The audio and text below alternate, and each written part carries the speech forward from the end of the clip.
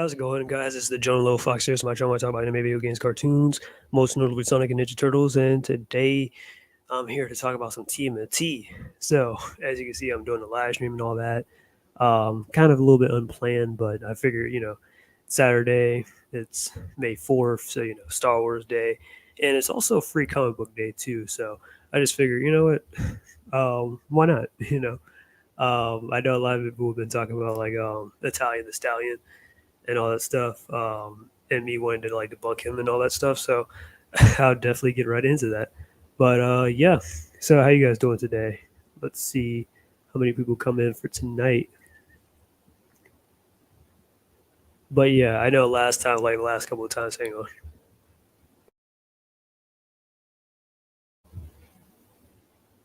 Anyways, I know like the last couple of times I've been like dealing with some technical issues and all that stuff. But hopefully that's kind of out of the way now. My Chrome, I guess, was acting up or whatever, but I'm not sure if that's the case or not. But hopefully tonight will go pretty smoothly. So we'll see how that turns out.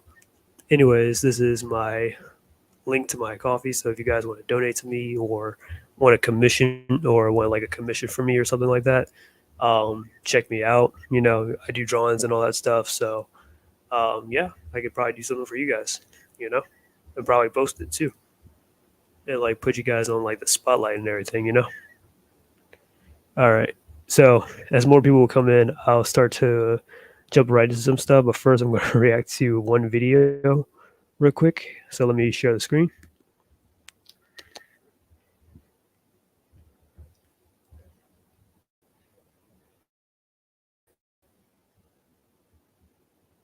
All right, let's go.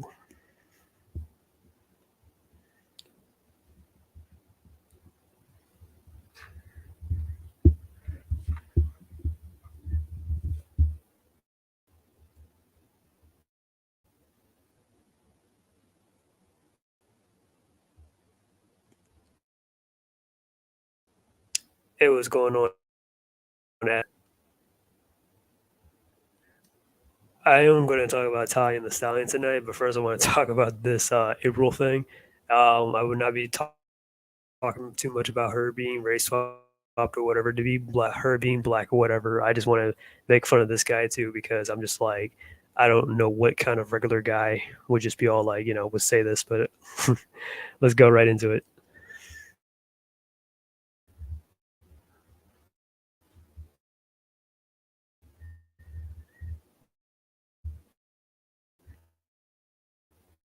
This should be hilarious. Oh, wow, another TMNT movie. April looks cool. Oh no.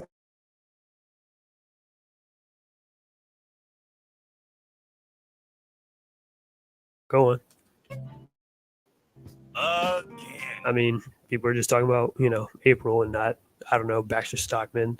They had no problem with Ice Cube being casted as Superfly or anything in the movie. But okay, please keep going. Alright, let's get They it. didn't talk about how, like, I don't know, Bebop was like changed from being African American black man or whatever to being just a regular warhog or pig or whatever that got mutated. But no, apparently everybody has a problem because April's black. Yep. People just don't want to see black people in anything, right? I got you. Go on. To it.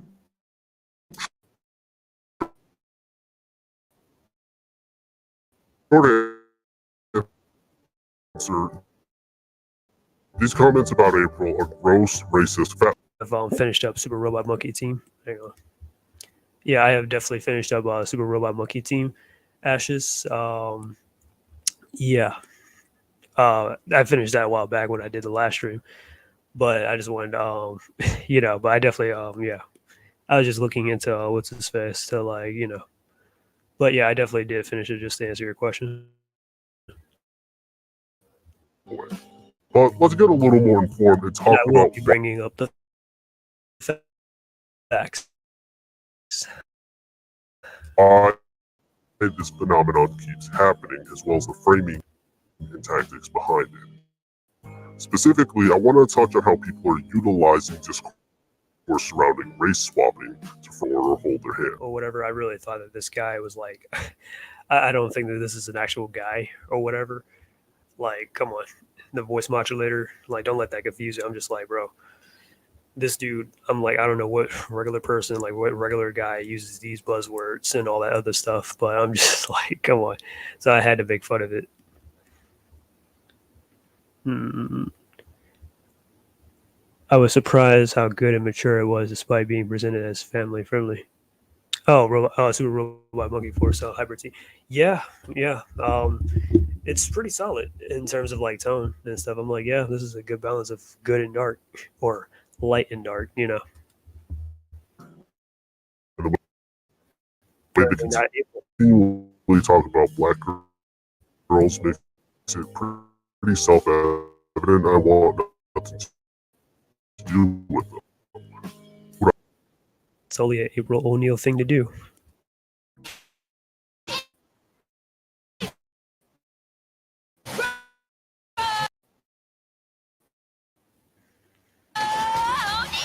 You've probably seen the conversation and go into detail about April's original race and is that it was inconsistent and matter for the situation.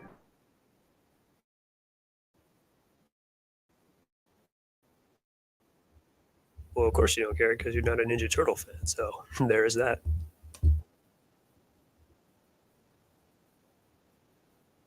Because are about race because our society is structured such that they never have to think And to be honest with you, that's probably a good thing. about. So what we often get with these are carelessly put together portrayals of non-white people. April's features and design were made with a specific aesthetic in mind, but not a specific identity, and that's often appropriative. Kind of wavy hair, sometimes to the shoulder length, sometimes long. Depends. She's a scientist originally, turned news reporter.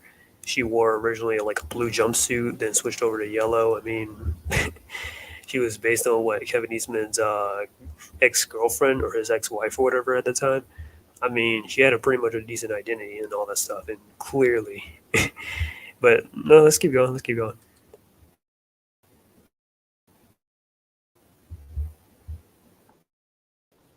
Include them in the creative.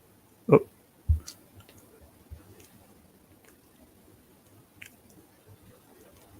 However, I was never more pissed off in my life when this show just ended abruptly on a cliffhanger teasing the war. Wait, what show? Oh yeah, yeah, yeah. Super Robot Monkey Force. Man, I don't blame the show. That was a more of like, I think it's because Disney, they really do like their shows dirty and stuff. Because when their shows get up to like at least around like 60 episodes or so, they kind of pull the plug and all that. Um, so yeah, that was pretty bad. Not the ending. The ending was pretty good, but man, it definitely needed like some kind of continuation, like a comic or something to like wrap up everything, or like I don't know something. Um, Maybe a web series that would have been cool, but yeah, they did that show dirty, man. And it was a good show too.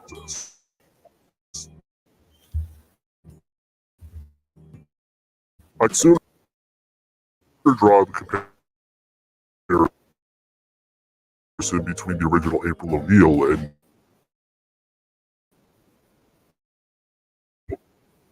crediting or People create white characters or whatever characters in general. They don't have to credit a certain race. That is stupid. I don't gotta credit like. See, look, I'm an artist and stuff. I create my own characters. I don't have to credit every single race or whatever. Um, of like characters that I created or whatever. I'm like, no, I mean, if I just made them a certain way, I just made them a certain way. Like it is what it is.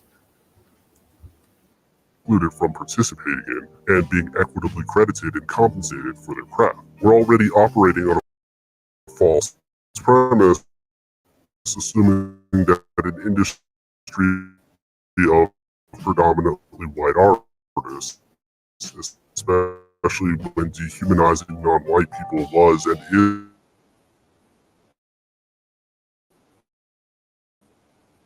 create.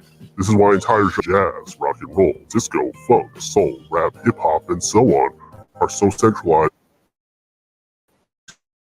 in specific areas like New York, to name it, because they represented spaces where black people told to do. Whether Betty Boop originally look at the larger of who voice in the industry as a whole to begin with.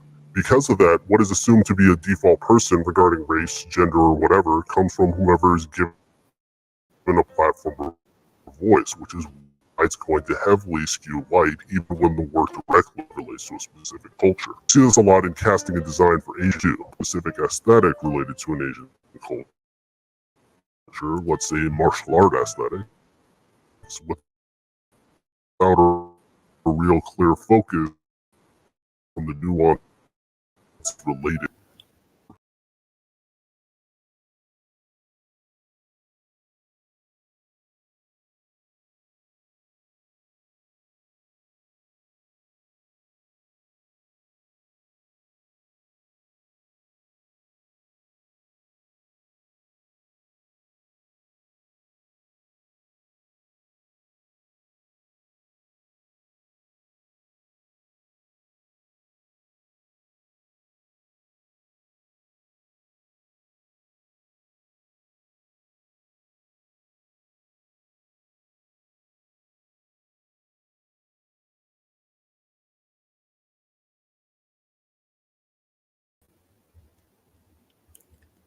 Yeah, sorry about that. I'm back now. Again, looks like we're still having technical difficulties, but we'll just power one through. Let's see. Whoops, hang on. I swear, every time I screen share, it always gotta be like that. All right, let me get back to this. Like I said, we were at my favorite part of what this clown was talking about.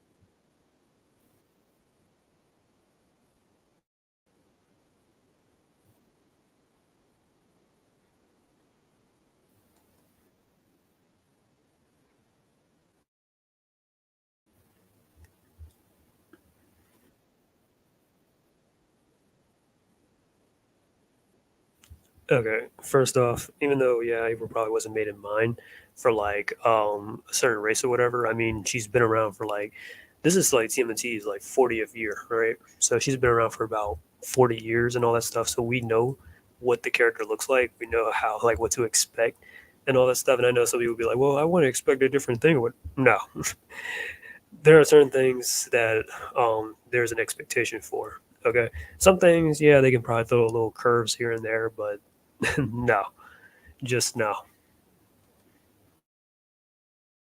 It doesn't matter what Completely glasses and all that stuff. Yeah, that's a whole different character right there. That's not the same.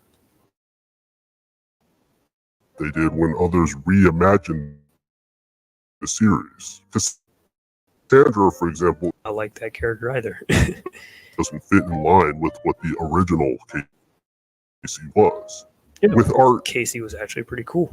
He was a good friend of the turtles and stuff. He was Raphael's best friend and all that other stuff. So yeah, like yeah, Cassandra here in Side Rise, I mean, she has none of that really going for her. She's kind of like a wannabe ninja or whatever, trying to revive the Foot Clan. And I'm like, that's not Casey, though. That's like a whole nother character.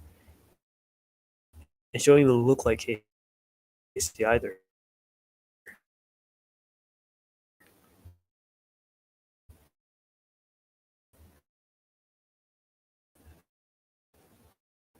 So yeah, continue. you can't talk about people. And even after the formal laws recognize them as human, we've still been disenfranchised, denied access to numerous spaces, and have always been appropriated from. But the other component to this is gender and the way that people are specifically talking about in sexual applied in the process. April's came in the later Just because she shows off some cleavage or whatever. I mean, she's in a complete jumpsuit and stuff, so I don't see what exactly is sexual about that, but okay. iterations when the 2012 version designed her to be a teenager. I don't dislike 2012 April herself, but I do dislike how her being grabbed or hit on by grown-ass men. The 2012 series apparently, and on top of that, like April by the end of the series is like 18, and this is her her season 4 outfit or whatever. So yeah, because 2 years went by within the 2012 series, and April started off at 16, so that makes her 18. I'm not saying they ain't right, but they're villains, and on top of that, I mean, this dude or whatever, this chick or whatever, was like saying all this stuff about Donatello and Raphael, and I'm just like, what? So I had to talk about it. But let's keep going. Stop. Really, more than just April, TMNT has never been a fantastic series when it comes regardless of. Dude don't know anything about Ninja Turtles. The women are treated like, oh, well, as if they're girlfriends or whatever. I mean, well, it's a series about the Ninja Turtles for starters, mostly men. So, of course, you're going to have love interests or side characters and stuff. April is more of like an older sister figure, really. But let me think. Um, yeah, you have April. You have Irma. She's not neither a girlfriend nor a love interest of neither of the turtles. Let's see. You got Angel Bridge. She's neither of those things as well. Just a good friend of Casey's. I mean, there's plenty of characters and stuff. And then you could probably throw in Alapex, Ninjara, Mona Lisa. I know they're a love interest of Raphael, but still. Um, there's plenty of good female characters within the Ninja Turtle universe and stuff. But okay, let's keep going. Donnie flat out stalking April, like taking pictures of her without her consent. Raph not even bothering learning how to pronounce his girlfriend's foreign sounding name. Or even though he asked what you call it, Mona Lisa permission to call her that, but okay. Even though like her real name is Yagiptha, but Raphael didn't know how to pronounce it, so he told what you call it, Yagiptha that like, hey, for an easier name and stuff, there's like this beautiful painting and stuff of like this woman. So that's how they had to shoehorn that Mona Lisa name in. But yeah, he did get her permission. It wasn't like, oh, this is that slavery kind of thing. Like, no, I'm glad I unsubbed from him. Oh, I didn't know you were a sub to him. But it's all good. I mean, yeah, unless you're talking about Italian, the Stallion or whatever. I don't know. But yeah, good to have you on here, Kefilum. Sorry if I'm mispronouncing your name.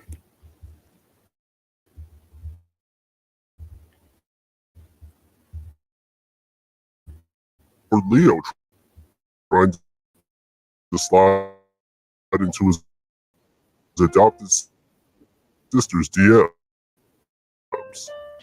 Sister, man! So like the thing is though, like Karai wasn't really raised along with Leo though, like they were raised apart. That kind of came in later and made things awkward, like Luke and Leia kind of thing. But yeah, and then after he kind of found that out, I mean, they kind of started to like distance that whole thing. I mean, still kind of sort of there, but it wasn't like yeah. It's not like he should have known right away. Like no, good team. One of the reasons I like Rise so much is that it gave us a number of girls and women in the cast. That is very contradictory, silly, ridiculous, and also have agency. What?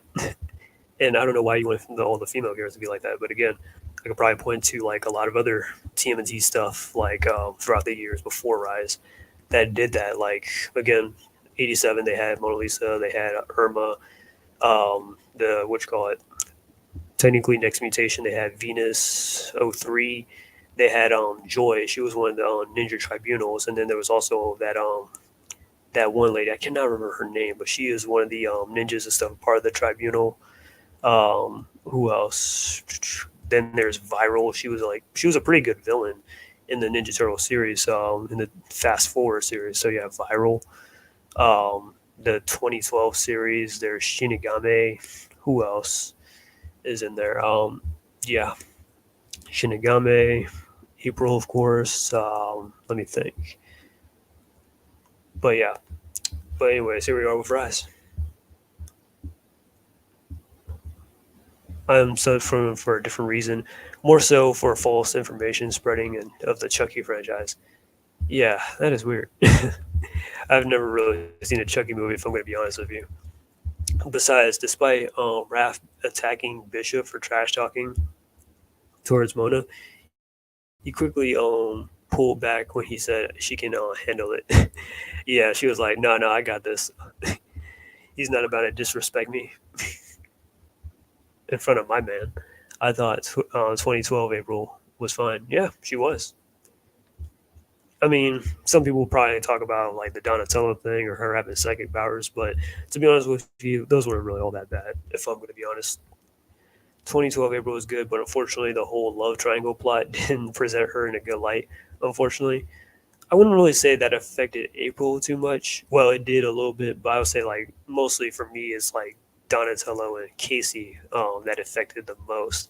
Where I'm like, yeah, they could have just made that like a one-off crush kind of thing for Donatello for like a couple of seasons, and then he moves on, and then Casey starts to like, that's how I think that probably should have been handled. But for me, that was kind of like new, so I was like, well, that's interesting. I like to see how this plays out. So yeah, there you go.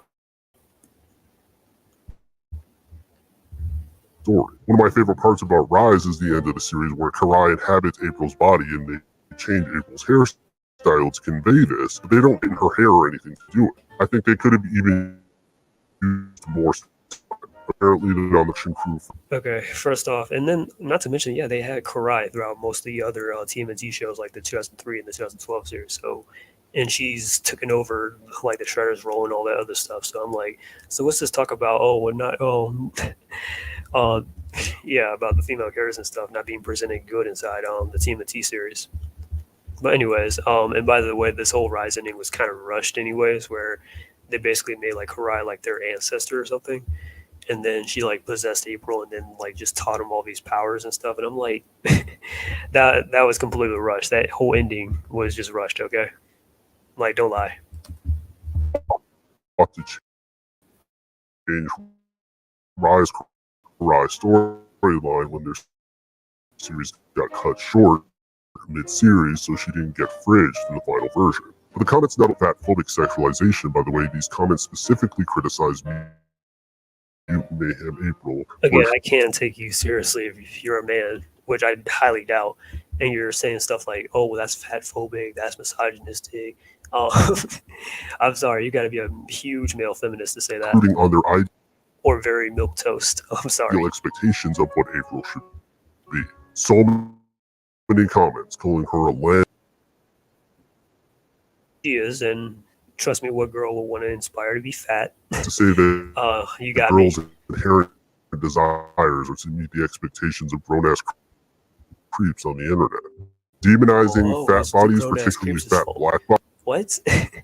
Hello, April is supposed to be a grown woman, for starters, and second off, TMNT has been around for 40 years, so of course people are going to be sensitive about it.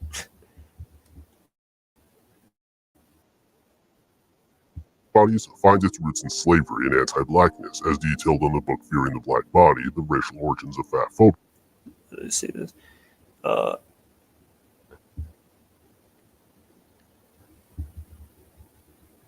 April is good, but unfortunately the whole yeah, that's what I should say. I already read that, sorry. Well, remember when Nerd Culture said having Karai is woke because how dare she defeat Splinter? Yeah, I definitely remember that. I don't know. I mean, no offense to Nerd Culture or anything. He's a decent guy, but yeah, I disagree with him completely when it comes to like, because he says anything with super powered females is like woke or agenda and all that stuff, and I'm just like, what? So I knew at that point I couldn't really convince him otherwise.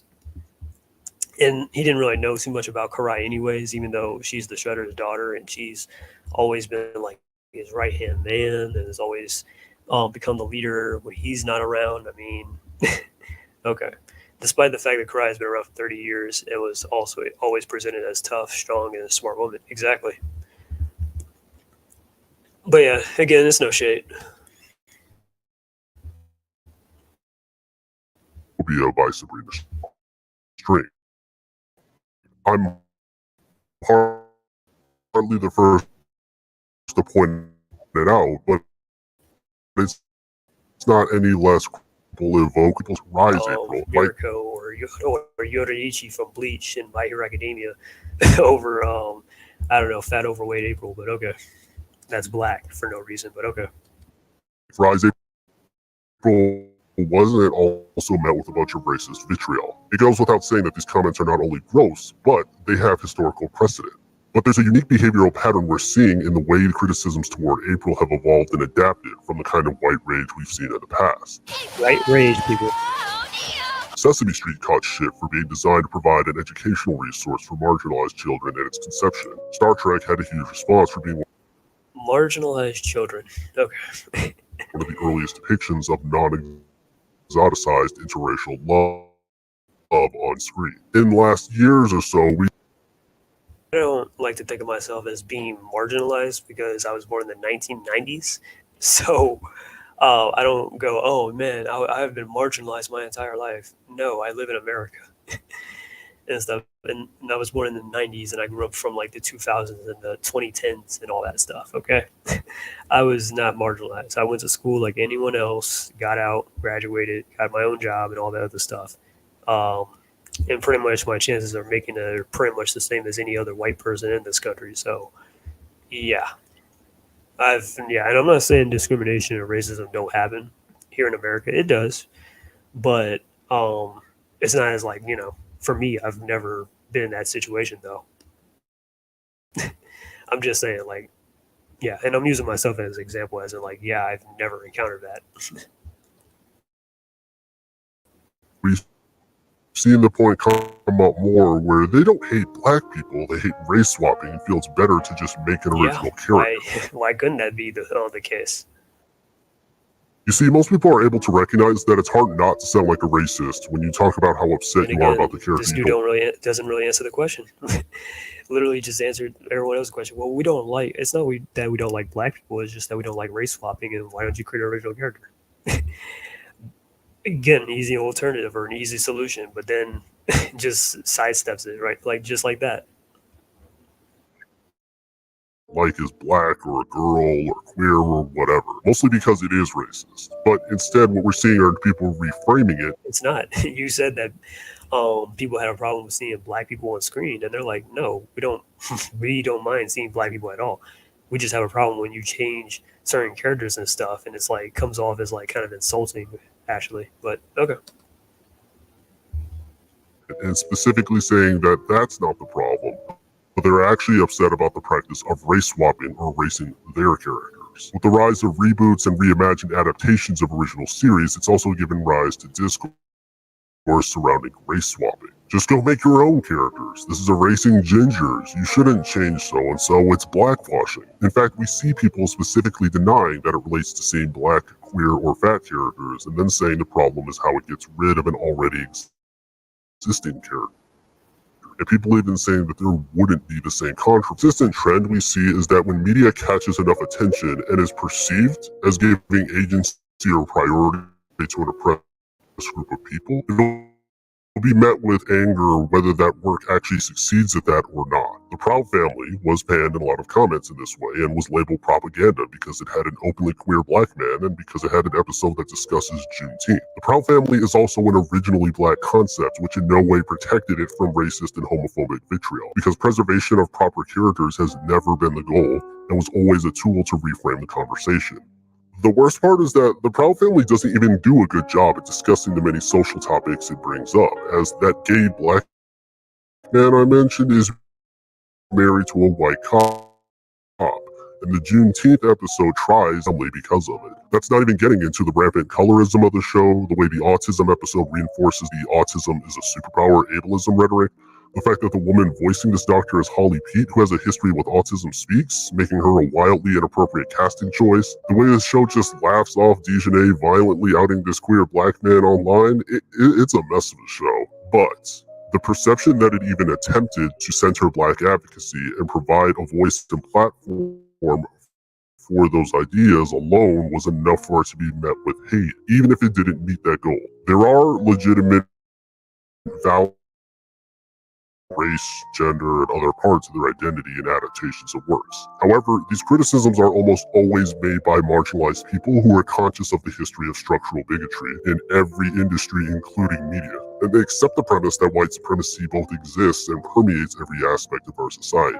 One valid criticism is that many works treat all non-white people as the same and interchangeable. For example, in the US, we saw a massive rise in Islamophobia and racism toward Arab people in the early 2000s post 9/11. This in turn led to a shift in media portrayals and continued conflation of Arabs and Muslims to use as a shorthand bad guy. Changing Arabs out for other safer non-white people to quell your racist fears surrounding Arabs is a harmful form of race swapping. A lot of people run with the casting of black and Asian talent for Tmnt because the entire series has an extensive history of appropriating from black culture, when it's only recently started to cast those very people to be a part of it. Even that's been very hit or miss, like how Splinter's only had a single Japanese voice actor who even then was replaced by a white guy, or how little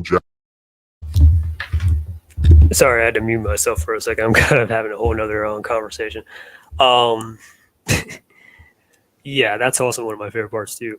Well, it's funny because Shredder, I mean not Shredder, Splinter's only had one Japanese voice actor, and then they went back to him being voiced by a white person. I'm like, does it matter? I mean, it's funny you bring that up that he's voiced by like a white person and stuff, but he's been voiced by like what, or no, not him, but Shredder's been voiced by black people, white people, etc.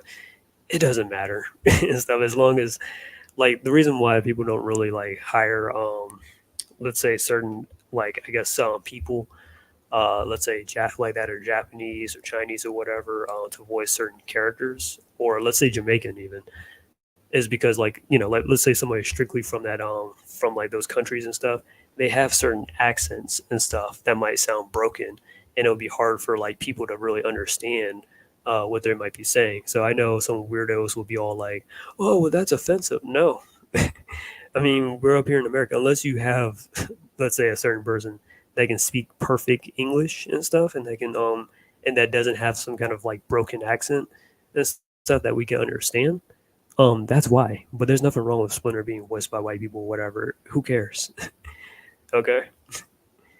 But in this weirdo's eyes, it's always got to be like, oh, well, that's appropriation. No, it's not. Or that's offensive. Like, no. It doesn't matter either way. Hong Lee did the best Splinter voice to this day. Yes, he did. Hong Lee definitely did it. Yeah, it's definitely the best Splinter voice, and I definitely love the '87 and the '03 Splinter voices. I mean, I love everything about the '87, 2003, and 2012. Just versions in general. But yeah, I mean, the voice acting has always been fine. Like nobody like had a problem with it. No real fan would complain and be like, "Well, yeah, but I think Splinter should be voiced by a Japanese person." Okay, well, he's voiced by Jackie Chan in Mutant Mayhem and stuff, who's Chinese and Splinter's Japanese. I have no problem with it myself, but I'm just saying like that doesn't really go hand in hand, does it? No. Okay then. But nah. But it's always got to be somebody that's got to like be in their little hurt feelings and stuff. You got to be all like, oh well, I have a problem with that. Like okay, and the vast majority don't. So there you go. Japanese talent is involved, despite the entire series premise relying on an exoticized portrayal of Japanese culture. It's not lost on me how many people talking about how this black girl is erasing their whiteness when the actual erasure is blatant in Splinter's casting.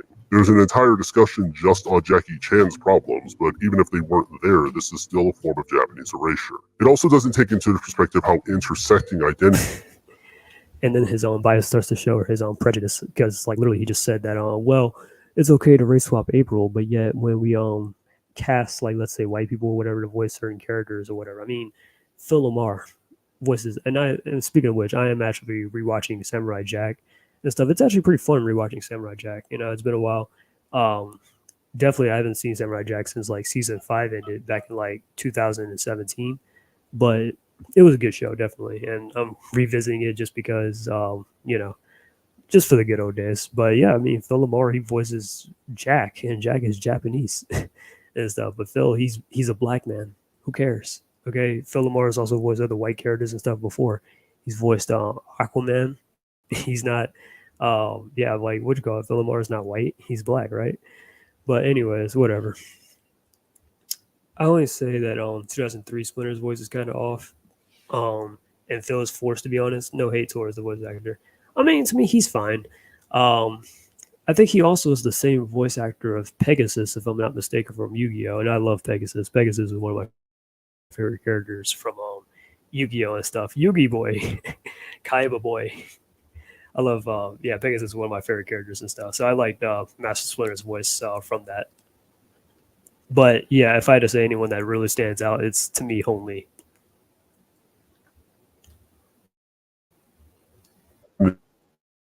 Or interracial tensions affect films, like how Turning Red treats black culture despite the movie having an Asian protagonist, forces Asian racism, misogynoir towards dark-skinned black women, and is basically a minstrel show in how it targets fat black women.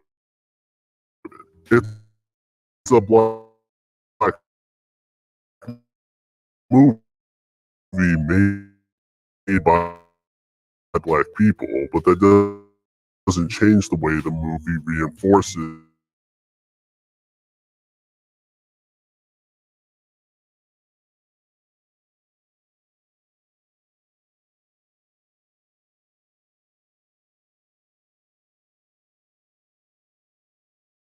but a form of self-victimization that deliberately misidentifies the power differential between black and white people. Nobody wants to listen to mammals. Llewellyn's been around. He's beloved. Oh. He knows to reptiles. It's not interpretation, that's stealing. Despite how film and media are dismissed as apolitical entertainment, there is power in art banning a perceived education for you kids if media were all just neutral entertainment. The silent era gave rise to outright white supremacist films in the early 1900s, like Birth of a Nation and The Cheat, which were made with the goal of mobilizing white supremacist violence, particularly in white women. These two films were noteworthy as dehumanizing and presenting black and Asian. I swear, I really hate when people go back and like reach this far just to find problems with old cartoons and stuff like that back in the day. Which honestly, I mean, I enjoy it for what it is and stuff. I don't care if it was racist or not or whatever. I mean, it was the thing for the times and whatnot. We've come so far and evolved and all that past that. But I just hate when people gotta go back to the past and be all like, "Well, this was in history, so I gotta take offense to it." I mean, I'm not saying it should be forgotten, but to just be all like, "Well, we gotta eradicate it," or "We gotta like pretend to be offended," or whatever, as if it was made to target us. And then what I mean by like us, I mean like us of today. Like, no, just live and move on.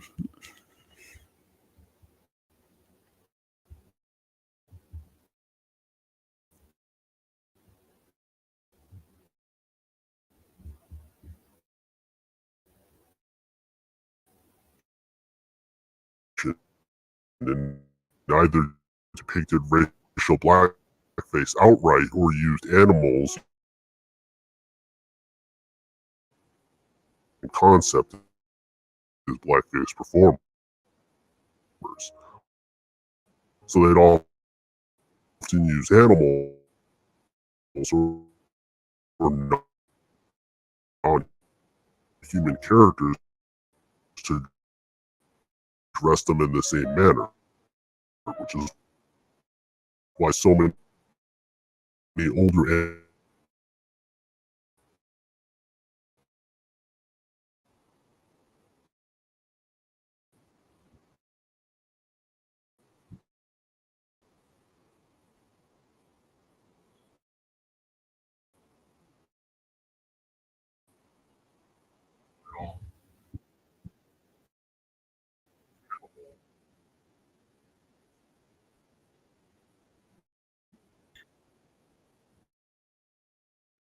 contrast to taming Will's open and loud blackness.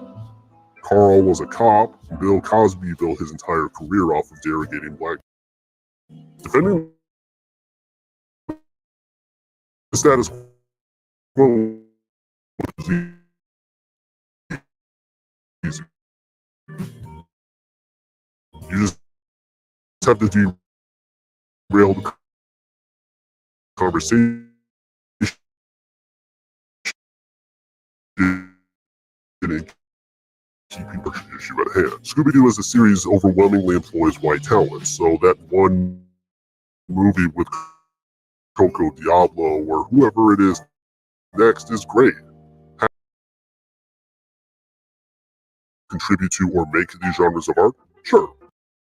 In a vacuum, it probably wouldn't be an issue. But the issue comes not from the creation of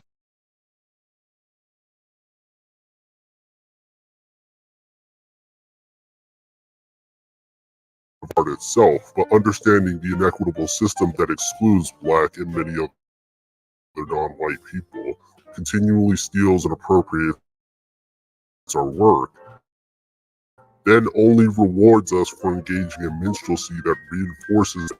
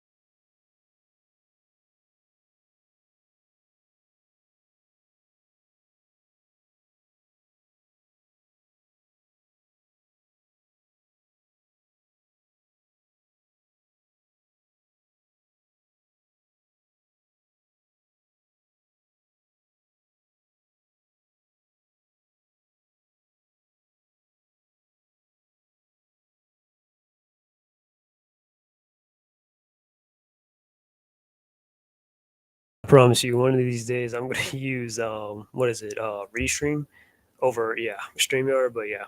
But anyways, let's get back to the video. I'm almost done. I was skipping through some parts because it was just getting like I don't know where this is going. But yeah, it was getting annoying, honestly.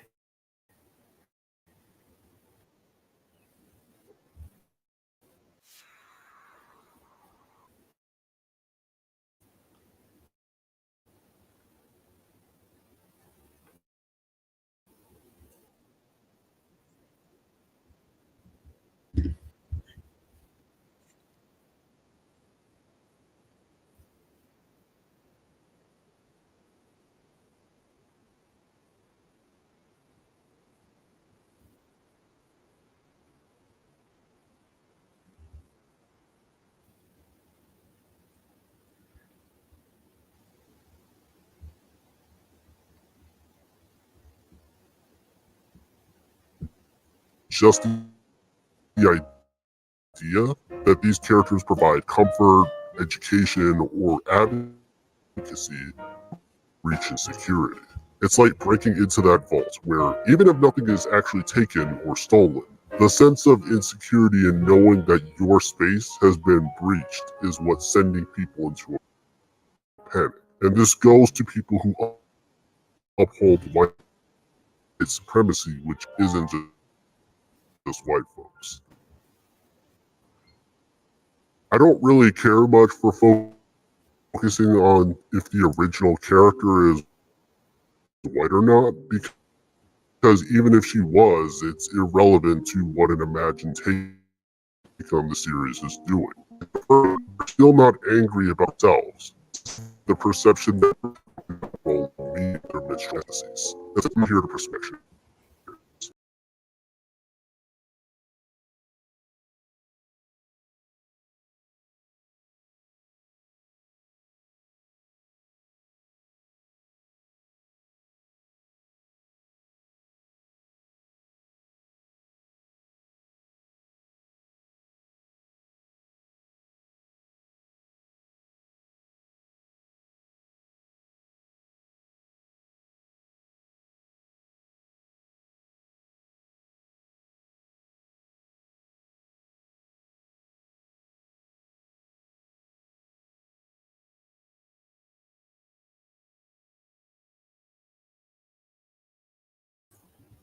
All right.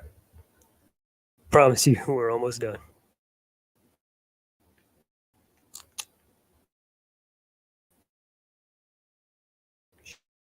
Share.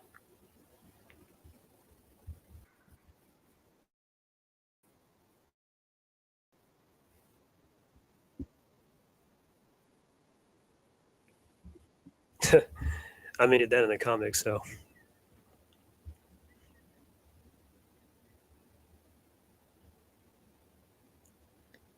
Hang on, let me go back so you can get the joke.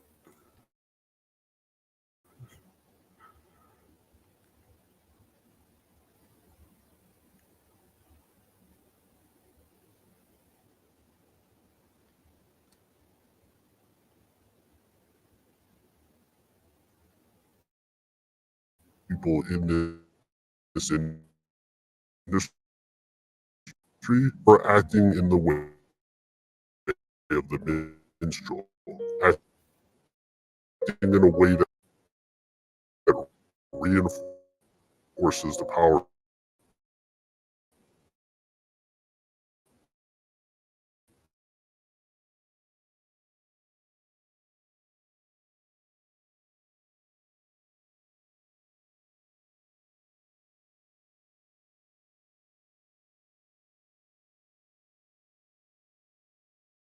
instant reaction from just trailers without actually watch it. This isn't about preserving the integrity of redheads. We're concerned for.